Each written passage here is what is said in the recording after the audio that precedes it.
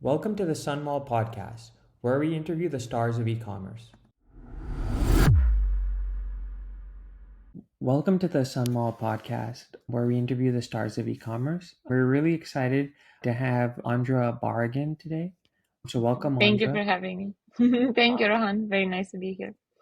Awesome. So cool. The first question I had is maybe you can give a little background about yourself and Ontrack Digital. Yes, of course.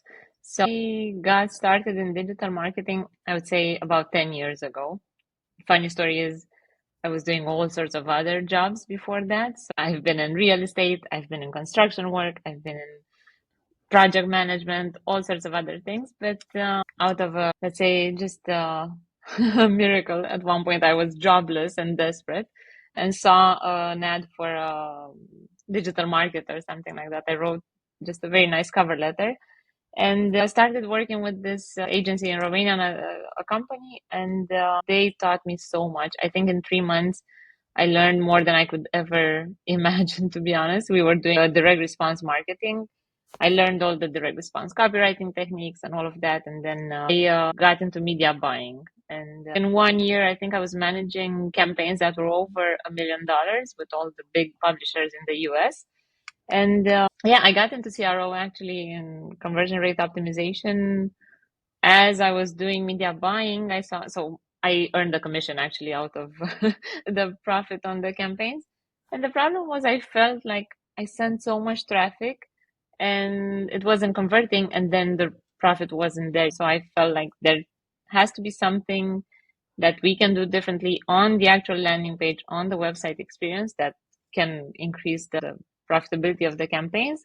And that's how I started into CRO, to be honest. It was just on a whim, but then once I got into it, I can't even imagine doing something else. Yeah, which is nice. I worked there, did CRO in that agency for another year. Then I moved into another agency, did that for another year, and then I thought, okay, I really need to start doing this on my own. Did a bit of freelancing, and then soon enough founded Ontrack Digital 7 years ago. Now we're a team of 6 people. It's growing, and so we've worked with hundreds of e-commerce brands already. So yeah, that's a long story.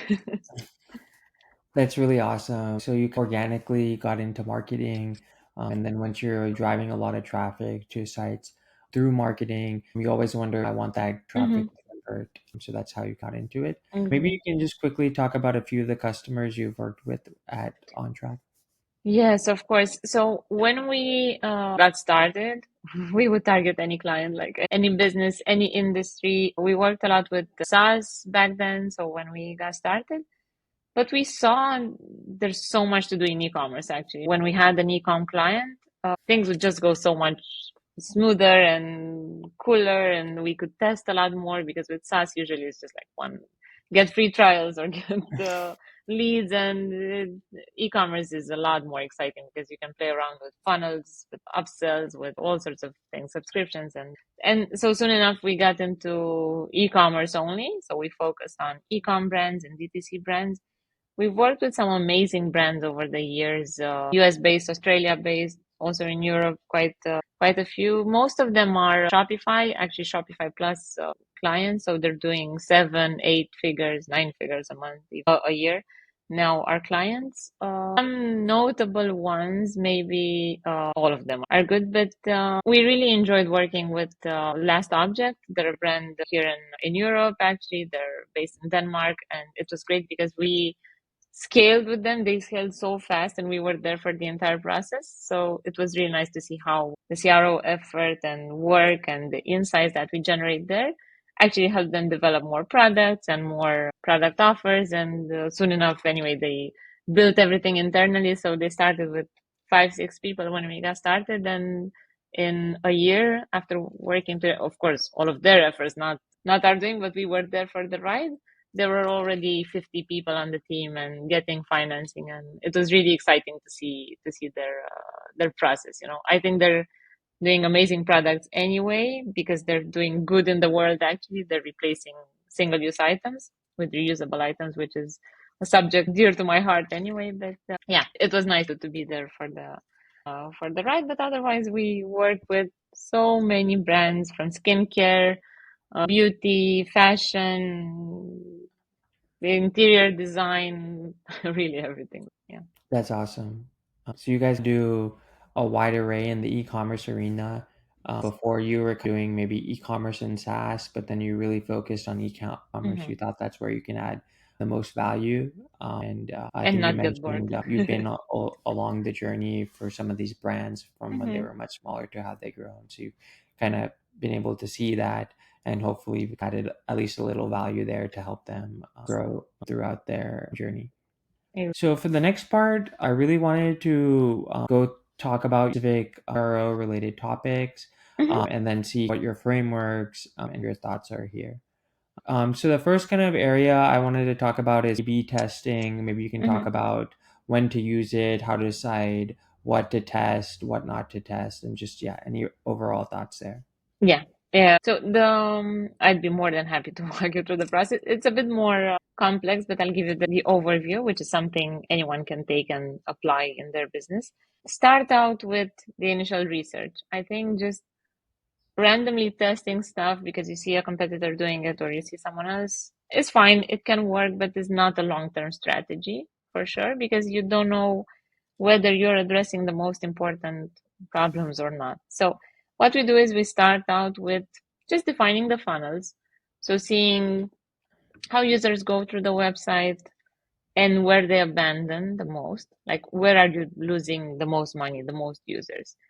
That's definitely a point to improve there. What we see on most e-coms is the product page is a big drop off point because obviously people are going through the products, but they're not adding to the cart. And then, of course, cart and checkout, the second and third abandonment points. There is work that can be done at each step of the funnel. But this way, you can set yourself up for fixing the biggest problems to begin with, at least. So we do the funnel and anyway, the overall quantitative analysis, which gives you what's working and what's not working. That's the purpose of this analysis. Then once you've identified this, you can go in with qualitative research and understand why it's working and why it's not working. The qualitative research includes anything from user testing, which is a ton of value. I recommend everyone to do it.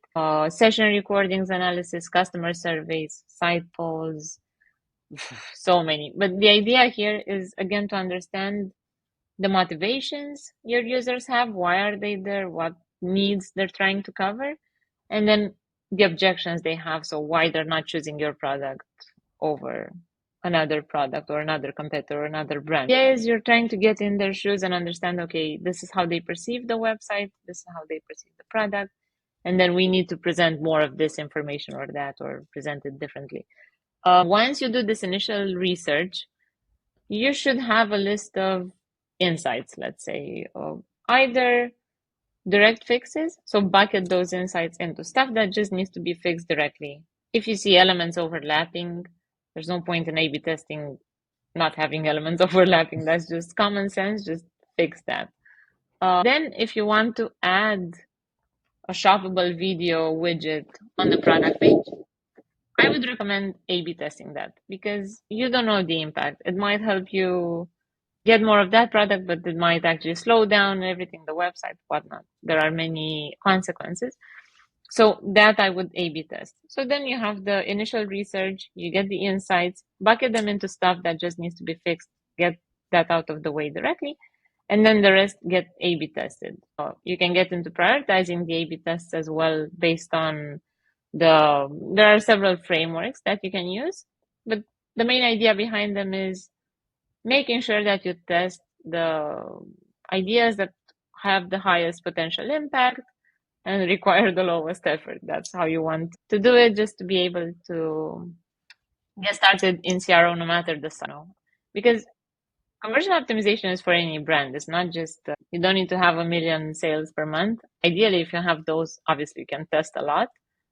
But conversion optimization isn't just A/B testing. It's a lot of understanding exactly what I mentioned. So the doing the research and then seeing how you can tailor the website and the experience according to that research. So Totally makes sense. So I liked your kind of framework. You kind of funnel, analyze the funnel, see where users drop off, do stuff like customer surveys, really get a mental model of how they are working. And then on in terms of the A/B testing, I think you gave the example. If your site has overlapping elements, clearly wrong. You don't need to A/B test that.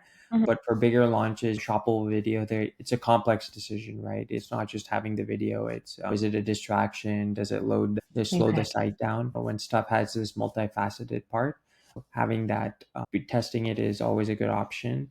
And then everyone can get started with CRO, but if you're bigger, it allows you to test a little more because you have Yes, definitely. more users there. Are things that you see? Obviously, people need to test it, but things that people generally across some of the brands you've worked with they get wrong, maybe on their landing pages or their product description pages, or maybe some common ones people should look at. Yes, the first one I see everywhere, to be honest. I've done another Laro event recently and received 6 websites to analyze. All 6 had that initial very annoying pop-up that just shows up immediately to sign up for 10% or 20% or nothing, or just for updates. What I recommend with that, because I know the value of having an email list and doing all of that, I recommend understanding how much time users spend on the website, what is the session duration. Trigger it later in the session. Don't trigger it immediately, because it's exactly like walking into a store and someone assaults you saying, hey, don't you want a discount? But you have no idea what's in the store. You don't know if you want the products or not. So you're very not likely to want a discount for something you don't know if you are interested in or not, or even staying up to date with a brand that you didn't even get to see the website. And after going through millions of session recordings, I can tell you they're being closed automatically. Like, users don't even read what's there unless that's why those spin the wheel thingies had so much success, because it was just breaking that pattern of something static and it was like something you could play with, let's say. And it brought in the gamification and it was also moving. I think it disrupted that a bit. But obviously, like everything else has been overused and over abused. So, not something I would recommend doing anymore now, but you can test it out, obviously. But that's one thing, definitely, that most of the brands get wrong, because they just assault users with 10 pop ups thinking everything is important. And that just hurts the conversion rate quite a lot and hurts the experience. Then I would say on the collections pages, what I've seen most is the lack of proper filters. So users are faced with 100, 200 products. This applies for brands with more products. So not being able to filter it properly.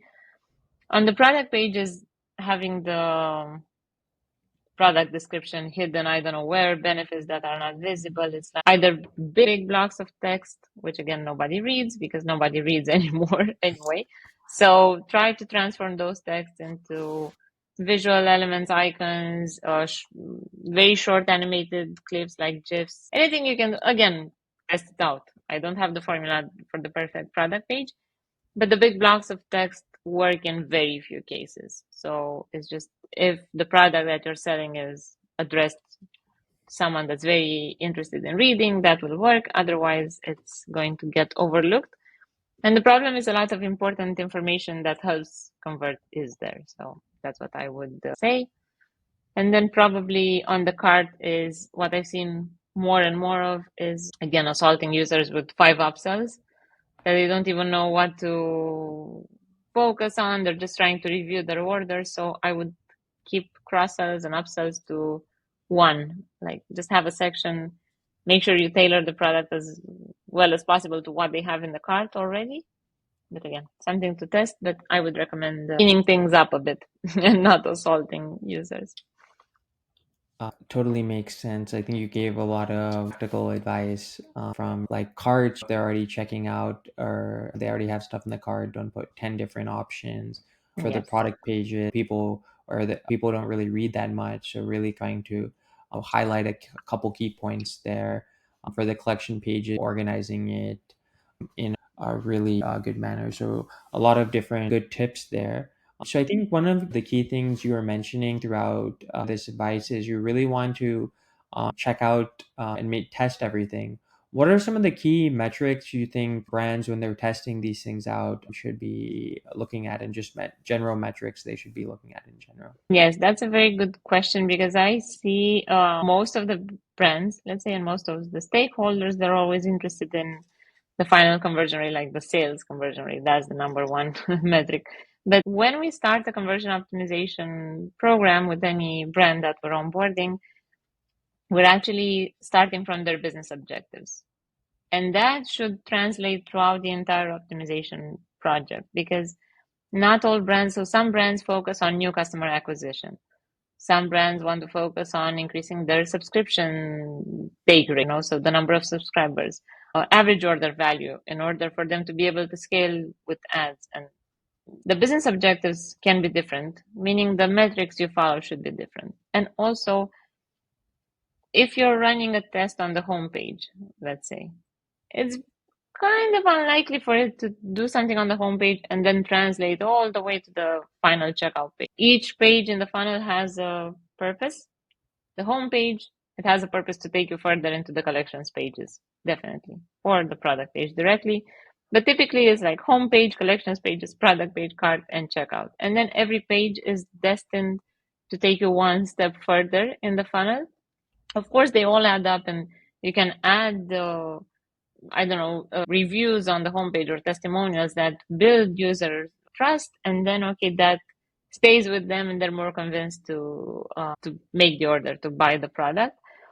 But I recommend setting some like a key primary objective, but also secondary objectives, and also some of the A/B tests will not be. You might want to A/B test something and not necessarily find a winner, let's say, but actually that doesn't hurt conversion. Let's say you want to add a feature, you want to maybe see it increases the add to cart and doesn't damage the final conversion rate because those users go into the abandoned cart flow afterwards. So there are different metrics businesses should follow when doing A/B testing. It's not just about the final uplift in conversion rate on sales, which of course we're all trying to get, but you shouldn't dismiss the micro conversion that happen along the way, and that's why I think those should be measured. And in terms of the actual metrics that businesses should follow, definitely add to cart rate, checkout initiated rate, and checkout finalized rate. The number of product pages viewed is also a good metric to see engagement and to see, okay, how interested they are in it. But also a very high number might point out to something like negative. So again, it needs to be taken into context. And the average order value, again, super critical. And I think businesses should always look at the revenue per user. That's the metric that's very relevant into how good a version is performing, like a variation, because most businesses are paying for traffic. They're paying for every single user. So then if you can get the revenue per user from $1.5 to $2, that transforms everything you're doing and can help scale. Yeah. Not a clear fixed answer for this, but Oh, it's a great answer. I think really good points there. That GRO is not just only about conversion rate. That's not the only metric you should look at. I think you had two great points. One is you want to check at some micro points just so you can understand stuff, right? Is the add to cart going up? So breaking it down into these sub metrics, and then B is also some of these other metrics can add more value to you than GRO. So examples are average order value, so you can make more money, especially if you're paying for ads, or add to cart so you can target them in abandoned cart flows there. So really good points there. I wanted to drill in on one specific things. Any tips or things you've seen brands do that's been helpful in increasing, I think you mentioned average order value, or B, getting, depending on the products, more subscriptions? yeah, definitely. So for average order value, I think if you understand the shopping funnel and behavior and then offer the correct cross sells at the right time, you can really see good uplifts there. Now, of course, we work with all sorts of brands and we see different funnels and different flows, and bundles are a great way to increase the average order value. So creating packages, bundles, offers of products, but your product needs to be appropriate for something like this. But also, we've seen just like smaller complementary products, like if your average order value is, let's say, $60, maybe you can find a product that's just like $5, $7, but it's a no-brainer. They just add it at the checkout, which is just, I don't know. We've seen the route shipping protection works like crazy in increasing, and it's $4, but then it's adding shipping protection. Of course, you keep a part of that, but that's great. Just adding gift packaging, gift wrapping, anything like that. So some smaller complementary services, or engraving. If you have a jewelry brand, you can offer engraving for $5, $10, $20 additional, and that can also help. So these are great things besides the obvious, like you might also like products. But the number one that never fails for sure is the gamified dress bar. Let's say that $50 gets you free shipping, $100 gets you a free gift, 150. But again, they need to be tailored to your existing average order value and the product that you're offering. But I've seen these to do really good in the tests we've done so far. So again, not saying it's not going to fail, but so far I've seen it only bringing positive results. So that's for the AOV. And for subscriptions, I think brands need to focus more on the benefits of the subscription and why users should get into it and why it's a lot better than getting one-time purchase, and not just the 10% initial discount or 15%, because you don't want users to sign up and then just churn. So to get the initial discount, you want them to subscribe because they actually understand the benefits of it, especially for health, beauty, whatnot products. I recommend showing timelines. Like users are saying that in 30 days they feel less bloated, in 60 days they feel 5 kilograms lighter, in the 90 days their life is a lot better. So that's because they can envision it, they can see themselves. "Oh, okay, if I stick to this for 3 months or 6 months, then I can see the results." And that really helps in the subscription take rate and also in lowering the churn rate on the subscriptions, which is another very Oh, important metric for subscription businesses. totally makes sense. So I really liked all the tips you gave there. So first one is adding some really small things to the bundle, like engraving or shipping protection, that are Mhm. almost really affordable. So they're kind of no brainers there. I think the other thing you said is having kind of some gamification or some way to track that you're almost there to complete Yeah. the bundle, or $100 for the free gift. So you're really making that progress bar. People want hit all the different levels or whatever. So that's there. And then for subscription, you can always play optimize the site in different ways. But at some point, if you want customers coming back and back, you really have to have a true brand proposition and really deliver what you're saying there. Yeah. So the next question I want to talk about is we talked about all these different tactics and frameworks and things to do, but obviously merchants can't do it themselves. They have to use tools to help them there. What are Yeah. some of your favorite tools that you recommend, or merchants use, or tools you Hmm. use yourself? Definitely. So for the research, I recommend, so for heat maps, session recordings, we use either Hotjar or Clarity. Hotjar is getting quite expensive. It has a lot of features and it's great, but it's getting quite expensive. Clarity, on the other hand, is completely free. It's a solution that any business can access. It's a very easy setup as well, and it integrates quite nicely with Google Analytics. So that for session recordings, heat maps, just looking at the user behavior, that's really good. For A/B testing, we were using Optimize quite successfully, I have to say, with many brands, but Soul is with Convert.com. So we use Convert for our A/B testing.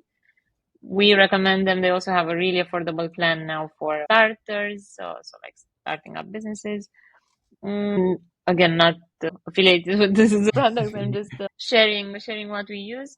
For user testing, we use User Brain, which can get a bit pricey, but if you're running a business, like an e-com business, it's the best $200 you spend. So it costs about $30, $50 for one user test. It's like 15 minutes of the user going through the website, thinking out loud what they're doing. They go through the scenario, and it's a great use of, let's say, $200 and 2 hours of your time. If you're running a business, I recommend it. It's full of sites. Mm, what else? For reporting, we use analytics so we integrate all the testing tools, no matter if it's Convert, Optimize, or something else. We integrate them with Google Analytics, and we do the post-test analysis there, because this allows you to do segments and all sorts of in-depth analysis there. But yeah, those would be it, I think. And then obviously Figma and FigJam for wireframing, for brainstorming, for putting everything in one place, really. Google Sheets and Slides never disappoints as well. Yeah, Uh, those are the tools we're using.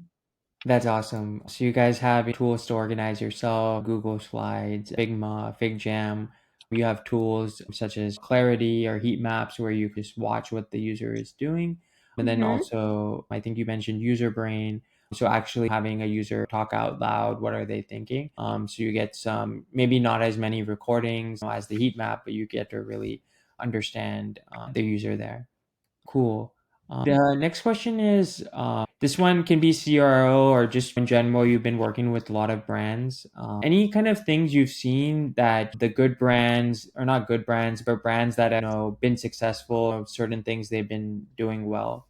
This can be just in general. Yeah, I mean, they each have their own particularities, I would say. But if it's something that I see common with all the brands, it's definitely, first of all, having great customer service, because that travels so fast.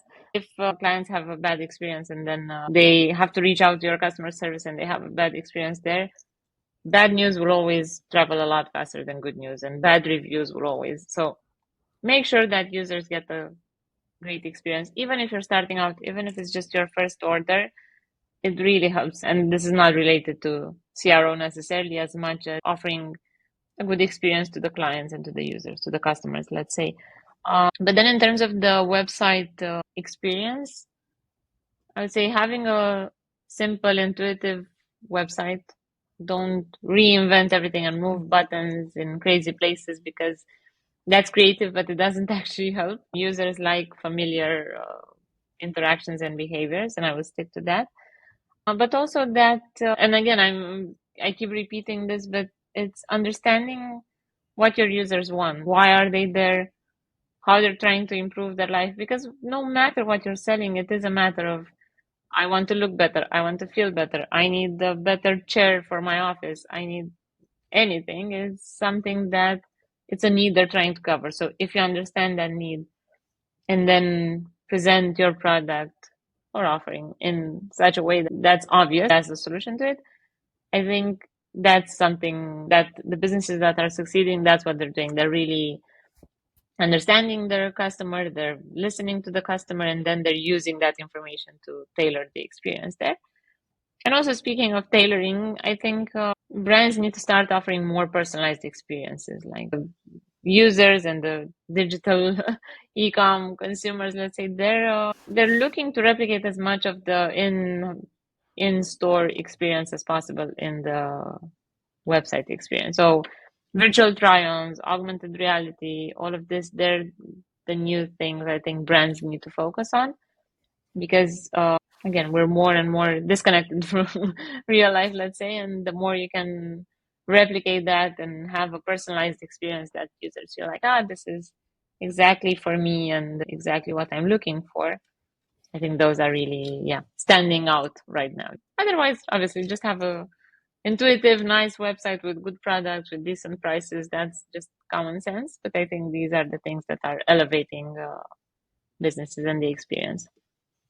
That's really awesome. I think a couple key points here is customer service is always going to be key, no matter what industry, vertical you are in. And you can make a really fancy site and stuff like that. But you really have to make sure you really understand the customer, what are their wants, what are their needs, and really Mm-hmm. deliver a solution that is great for them. And then personalization is always key. And that's related to understanding your customer, right? Not all your customers are not 100% the same. So really Yeah. delivering an experience that is great for any of them. And then also looking at solutions such as the or virtual try on. So a couple wrap up questions here. Just any overall trends you're excited about in e-commerce? I would say the augmented reality trend because I think it has some work to do to get where it needs to be, but I think it will be a game changer, definitely. And also for businesses in terms of reducing returns and all of that, pricing issues and fit issues, and like that, this is bigger or anything like that, especially in terms of accessories or furniture or home things like this. The personalization trend as well, experience to user based on how many times they've been on the website before, and again, as we progress with these, they get slowed down by cookie policies and all of that. So it's like one step forward, two steps back. But I think with brands and businesses will still find a workaround for that. Also because users like it. It's nobody wants to be followed or tracked, but at the same time, you really love it when brands know your name and what you like to order. So I think a balance somewhere there, how much is being tracked and how much is being used, I think would be great. But yes, this is what I'm looking forward to is just seeing personalized experiences and real life like experiences on the websites, so replicating that in-store feeling. That totally makes sense. Augmented reality, creating a more immersive experience, and then Exactly. personalization. I've seen a lot of personalization for stuff like landing pages, Hmm. segmenting your email customer list, Yeah. or for a lot of the marketing activities. Have you seen any tools or things to, like, obviously you can drive different traffic through your mail list to different landing Hmm. pages, but I think you mentioned someone, if they're loading the page for the third time, showing them maybe different Yeah. copy or something like that. Are there any tools you've seen or sites that you've seen that have done that well? Not really. Not that they've done it really well. There's a website, I think it's European. I don't know if it's in the US as well. It's Zalando, so it's fashion retailer. I think they're doing quite a good job in showcasing stuff. You've seen whenever I get back to the website, it's what I've seen, but also what's new, but also from the brands. Here are some inspiration photos based on what you bought, and then I think, oh, okay, maybe I need those shoes as well with that dress. So I feel like they're doing a good job like this with offering more personalized experience. But that's right. I still think it's young. This it's either done in a way that's just creepy. There's 32 degrees in your house now, and you need a cooler. Nobody wants to see that. But in the way that it actually makes sense and is useful for the user, there's still a bit of a disconnect there. That is really awesome. Yeah, it's an emerging area, and hopefully that trend will get better and better. There are some sites like Zalando that does it well. My understanding is Zalando actually has a really good tech team. Like they hire a lot of Yeah, creative for exactly. engineers, so they're able to build solutions like that. And I think the other thing is, they're a marketplace, so they get to sell a lot of different Hmm. inventory. So it's a little easy, not easier. If a store is only selling 10 items, it's harder to give a lot of Of course, recommendations and stuff like of that. course. No, But they have and a they're really, a giant anyway. yeah, But yeah, they're the ones I'm seeing. They're okay. They're getting uh, like a yeah, head yeah, start, yeah, definitely, because they yeah, yeah, build for sure. everything. But They yeah, I think think they're of. also, like you mentioned, they're Hmm. really big, but they're also punch above their weight, like Yeah. compared to a lot of other retailers.